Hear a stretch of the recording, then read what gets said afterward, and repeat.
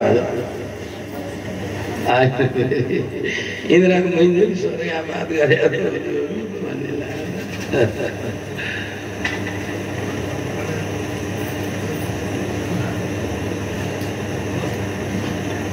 ल अब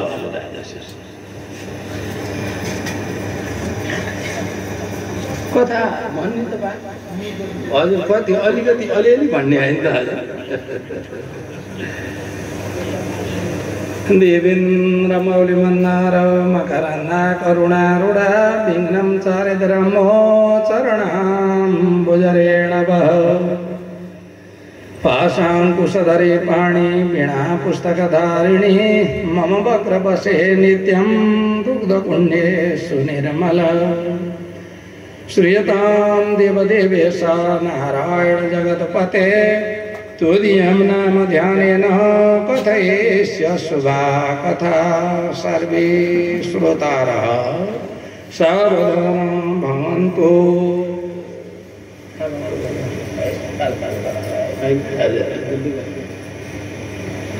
सच्चिदानंद भगवान को हरे नमो श्री परमात्मने नमः।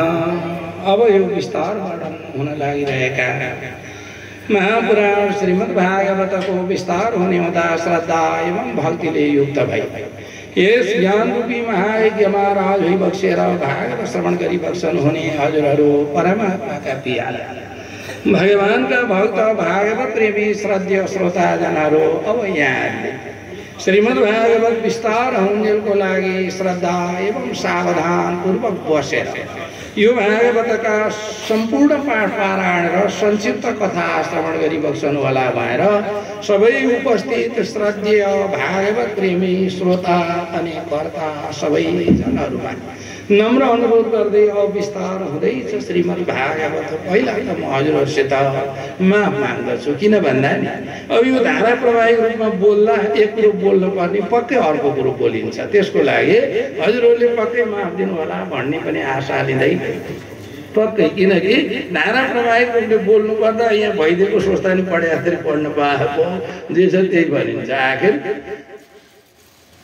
यहाँको बनाएर अर्थ गर्नुपर्दा कता कता अशब्दहरू बोलिएला, यसको लागि म हजुरहरूसित अहिले क्षमा याचना गर्दछु। अनि यहाँ पछि अब कथा भन्ने क्रममा चाहिँ मैले पहिल्यै पनि बार बार निवेदन गर्दछु जसका नामले सिन्धु चिनियो, बुझिबक्स्यो। र अब उहाँहरूलाई मैले यो कथा बताउनु भने त यथा मृतस्य तृप्तेन नाहारेण प्रयोजनमा अमृतले अगाइसकेका मान्छेलाई हजुर अलिकति भुटिया मकै यसो मकैको रोटी खाइदिनुहुन्छ कि भने जस्तै पो हो त। त्यसैले म संक्षिप्त कथा विस्तार गर्दछु र यो पाठ गर्ने क्रममा पनि अब बुझेकालाई त सम्झाइरहनै पर्दैन, बुझिबक्स्यो। तर नबुझेका कति आएर बल्ल यो चाहिँ गफ गर्ने ठाउँ मिलेछ, हजुर कहिले आउनुभयो, छोरा कति, नाति कतिवटा, कति वर्ष आउनुभयो, यस्तो भन्न आवश्यक पर्यो भने चाहिँ बरु म मोबाइल दिन्छु, बाहिर गएर कुरा गर्नु पर्ला भन्ने कुरो चाहिँ सबै बाहिर बस्ने स्वयंसेवक आमा दिदी बहिनी दाजुभाइ तथा साथीहरूले सम्झाइदिनु पर्ला भनेर मैले पहिलो निवेदन गरेँ। अब यसपछि आएर यो भागवत पाठ गर्ने क्रममा गुरुबाले पाठ गरिबक्सिया छ, अब मैले त्यसको सार मात्रै बताउँदछु र यो प्रथम स्कन्धदेखि प्रथम स्कन्धको 4औं अध्यायसम्मको पारायण हो। सबैभन्दा पहिला ग्रन्थ निरूपण विस्तार गर्ने क्रममा कुनै एउटा कल्पवृक्ष रहेको छ जुन बोटमा 12 हाँगा रहेका छन्, त्यहाँ उपहाँगा 335 वटा रहेको छ, त्यहाँभित्र 18,000 वटा फुल र पत्ताहरू रहेका छन्, त्यहाँभित्र 5,76,000 वटा तन्तुले निर्माण भएछ 10 वटा फल। त्यही 10 वटा फल देखेर लोभिएछ एउटा चरो र गएर ग्रहण गर्दा पट्ट फुटे, त्यहाँबाट 10 स्वादले युक्त भएको बडो अचम्म। स्वाद 6 वटा भन्दा हुँदैन, त्यसैले षड रस असल छोरो भयो भने सप्तम रस भएर व्याख्या हुन्छ क्यारे, बुझिबक्स्यो त। अब यो चाहिँ 10 स्वादले युक्त भएका, त्यसैबाट एउटा नदी बहनाले जौन नदीका किनारमा बसेर कसैले त्यो अमृतमय रस पान गर्न पायो भने उसको पुनरावृत्ति नहुने र यसलाई भनियो कल्पवृक्ष, बुझिबक्स्यो त। अब मैले फेरि गुरुबाहरूलाई भनिनँ, कतै बुझिएन कसैले भने उहाँहरूको लागि निवेदन गर्दैछु कल्पवृक्ष भने यो भागवत, जसले जे कल्पना गरेर हात थापोस् बास। धार्मिकका लागि धर्म, आर्थिकका लागि धन, कामीजनका लागि कामना सिद्धि र मुमुक्षुका लागि मोक्ष समेत प्रदान गर्ने उच्च महापुराण कल्पना अनुसारको वस्तु दिने हुनाले नामै कल्पवृक्ष यहाँ रहेका 12वटा द्वादश स्कन्धले युक्त भएको उपहा भन्नाले 335 अध्याय रहेको अनि 18,000 फुलपत्ता भन्नाले ग्रन्थ निरूपण 18,000 श्लोक रहेको र त्यहाँभित्र रहेका 5,76,000 तन्तु भने यो भागवत 5,76,000 अक्षरले निर्माण भएको छ। श्लोकै गनेर व्याख्या गर्दा त 14,000 चान्चुन मात्रै श्लोक हुने हो, किनकि अब यहाँ अनुष्टुप वा पृष्ठुप छन्दबाट मात्रै भागवतको पङ्क्तिबद्ध वा श्लोक पुरा हुँदैन। त्यसो हुनाले विराट अति विराट समेत छन्दहरू लाग्ने र दण्डको समेत जोडिने गर्दा 5,76,000 अक्षर भागवतभित्र पर्छ। बुझिबक्स्यो।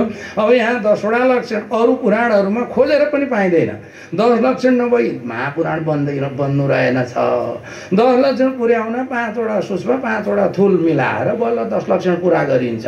तर 5 लक्षण नभए त पुराणै हुँदैन। बुझिबक्स्यो। यो चाहिँ प्रत्यक्षमा थुल स्वरूपका 10वटा लक्षण सर्ग, विसर्ग, स्थान, पोषण, कर्म, वासना अनि त्यसै गरेर मनन्तरी सानो कथा वा वंशानुचरित, निरोध, मुक्ति र आश्रय जस्ता 10वटा लक्षणले युक्त भएको उच्च महापुराण।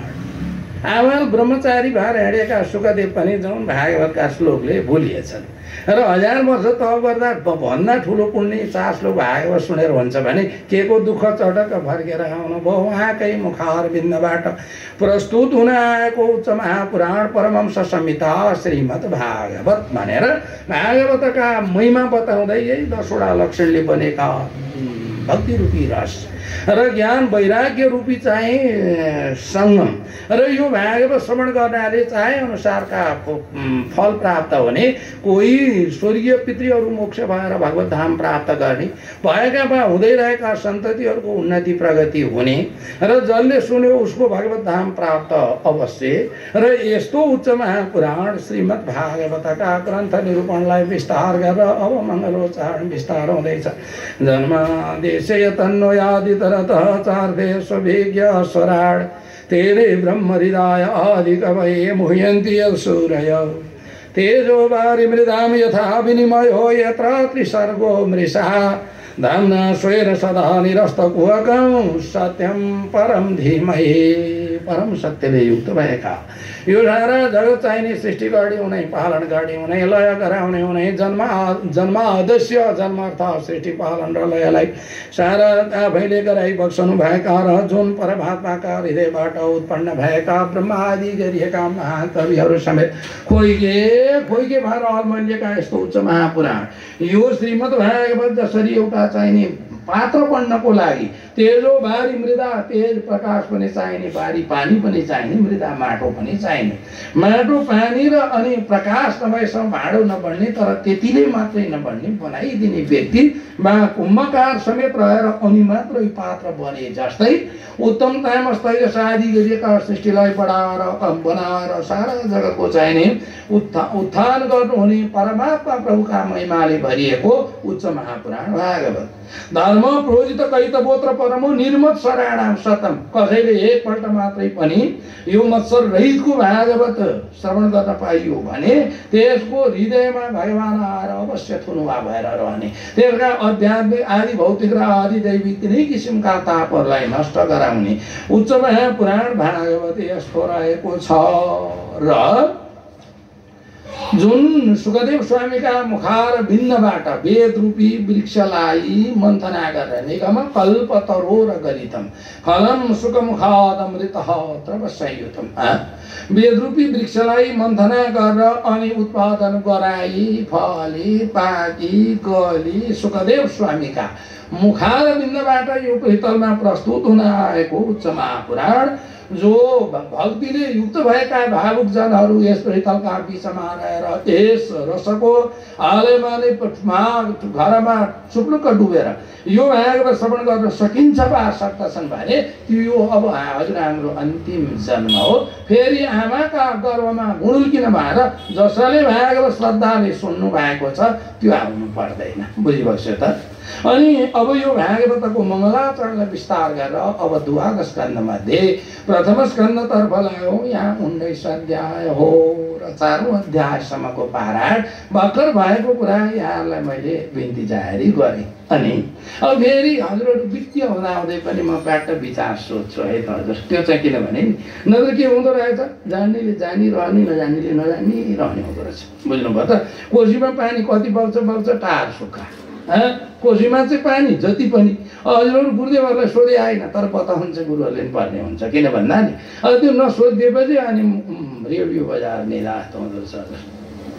रेडियो बजिरहने, अब निधाइरहने। त्यसैले यो पहिला पहिला सोध्न भनेर मात्रै जान्थेँ। आजभोलि चाहिँ सोध्न थालेको छु। यो सोचो भएर सोध्यो, यो जान्ने भएर सोध्यो चाहिँ त्यो पनि नभनिदिनु होला भन्ने पनि आग्रह गरेँ। किनभने नत्र निधाइरहने हुँदो रहेछ। त्यसैले मैले अहिले भने गुरुहरूलाई भने होइन, कोसीमा पानी जति छ टार सुक्खा, त्यो टार सुक्खामा चाहिँ पुलो लाउनका लागि भनेर म बिचबिचमा सोध्छु। यो चाहिँ कुरा हजुरहरूले ध्यानले सुनिबस्नु पर्ला। र अब भागवत प्रथम स्कन्धका पहिला अध्यायबाट 4औं अध्यायसम्मको सार म हजुरहरूलाई विस्तार गर्दछु।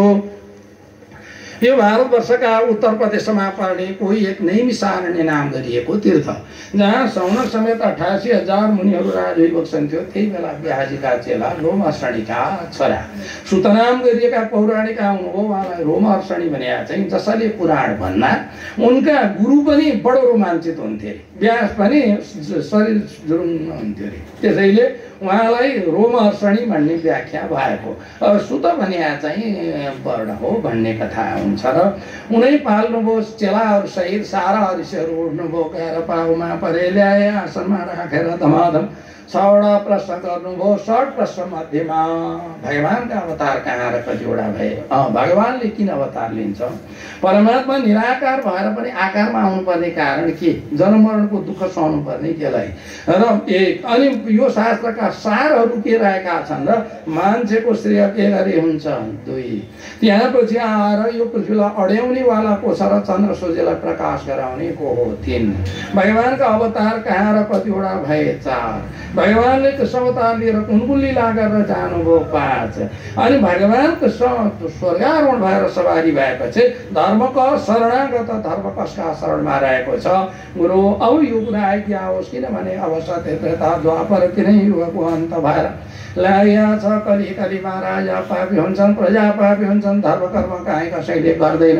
कलीमा त जसको बल त्यसको न्याय हुन्छ। बोलिहाल्यो भने चाहिँ नमानी सुकै नपाउनु। जसको धन त्यसको सम्मान हुन्छ। बुझिरहेको जो बोल्न जाने त्यही पण्डित हुन्छ। आचरणको कुनै ख्याल नै। अनि सारा मान्छे अनाचार, अत्याचार, भ्रष्टाचार, दुराचार गर्न लागेपछि सारा मान्छे कोही दुखी, कोही रोगी, कोही नरकमा जानुपर्ने हुन्छन् भने त्यस्ताको सजिलोसित हेरिसे कलिकलीमा कसरी तर्लान्। सजिलो साधना ज्ञा होस्, शास्त्र अधिक छन्, विघ्न छ धेरै, सार खिची सभाज्ञा हो। शास्त्र त धेरै छन्, आयु त थोरै छ। त्यो थोरै आयुर्दामा पनि बिनामाना विविध परिआउने भएको हुनाले अब सारा शास्त्रको सार खिचेर हामीलाई आज्ञा होस् भनेर उहाँले यो 6वटा प्रश्न गरिबक्सी उपरान्त अब सुतजी भन्नुहुन्छ, ऋषि हो। यम प्रवदन्तमनुपेतमपेत कृत्यं द्वैपायनो विरहका तराजुहाव पुत्रेति तन्मयतया तरवोऽभिनेदोस् तम सर्वभूत हृदयामुनिमानतोस्मि। जो व्रतबन्ध तप नभइकन आबाल ब्रह्मचारी भएर जङ्गलमा छोरा गए। उनैप्रति तन्मय भएर पिताजी ब्याहजी हा पुत्र भएर पछि लाग्दा तरवोभिने बोट बिरुवामा समेत प्रवेश गरेर पिताजीलाई ज्ञान दिन सक्ने सुखदेव सबैका अन्तरात्मामा निवास गर्नुहुन्छ र उस्ता महामुनिलाई नमस्कार गर्दै अब यहाँ पछि नारायणं नमस्कृत्यं नरं चैव नरोत्तमं देवीं सरस्वतीं व्यासं ततो जयमुदीरयेत्। जगतका आदिनाथ परमात्मा नारायणलाई नमस्कार गर्दछौँ। यहाँ पछि सम्पूर्णका जीवमा रहने आत्मालाई, जीवात्मालाई नमस्कार गर्दछौँ। शक्तिकी अधिष्ठाता भएकी माता भुवनेश्वरी देवीलाई नमस्कार गर्दछौँ र वाणीकी अधिष्ठाता भएर बसेकी माता सरस्वतीलाई नमस्कार गर्दछौँ र अब यो वेद पुराण इतिहास सारा ग्रन्थ निरूपण गराएर लोकोपकार गरिबक्छन् हुने कुरो व्यासलाई समेत नमस्कार गरेर सारा धार्मिक जनहरूको र सबै धर्मको जय होस् भन्दै अब भागवत विस्तार गर्दछौ ऋषिजी। यहाँ